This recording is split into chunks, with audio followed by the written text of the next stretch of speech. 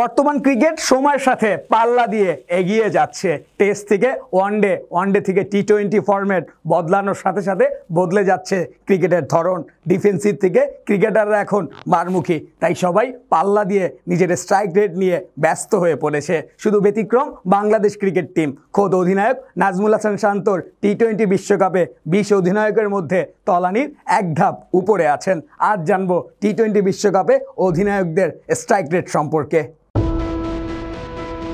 একদিন বাদে আবারও টি-20 বিশ্বকাপ। এবারের বিশ্বকাপ ঘিরে আগ্রহের কোনো কমতি নেই দর্শক মনে। লাল সবুজের বাংলাদেশকে নিয়ে উচ্ছ্বাসিত টাইগার ভক্তরা, কিন্তু এবারও প্রত্যাশা মাফিক বিশ্বকাপের প্রস্তুতি সারতে পারেনি টিম টাইগার। তবে টি-20 ক্রিকেটে স্ট্রাইক রেট নিয়ে সবসময় সমালোচনার মুখে বাংলাদেশ। সবার আগে অধিনায়ক নাজমুল হাসান শান্তর নামই আসে ঘুরে ফিরে।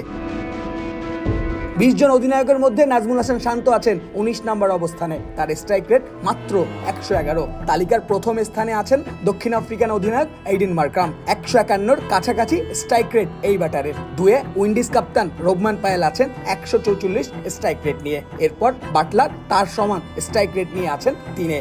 140-এর কাছাকাছি স্ট্রাইক রেট নিয়ে তালিকার চতুর্থ স্থানে আছেন ভারতীয় কাপ্তান রোহিত শর্মা। সব থেকে চমক, অজি ক্যাপ্টেনের আগে আছেন কানাডার অধিনায়ক সাদ বিন জাফর। 6 আছেন মিচেল মার্শ, তার স্ট্রাইক রেট 135। এরপর আইরিশ অধিনায়ক পল স্টার্লিং ও যুক্তরাষ্ট্রের মোনাক প্যাটেলও আছেন যথাক্রমে 7-8-এ। তালিকার একদম শেষ স্থানে আছেন উগান্ডার অধিনায়ক ব্রায়ান মাসাবা। তার থেকে কিছুটা বেশি বাংলাদেশ কাপ্তান শান্তর। তাহলে বুঝে নিন বাংলাদেশ ক্রিকেট কোন অবস্থানে আছে। যারা কিনা দুদিনের দলের অধিনায়কের সাথে স্ট্রাইক রেট নিয়ে পারে না, তারা কিভাবে লড়াই করবে বিশ্বমঞ্চে। শাওন খান, এই সময় ডেস্ক রিপোর্ট।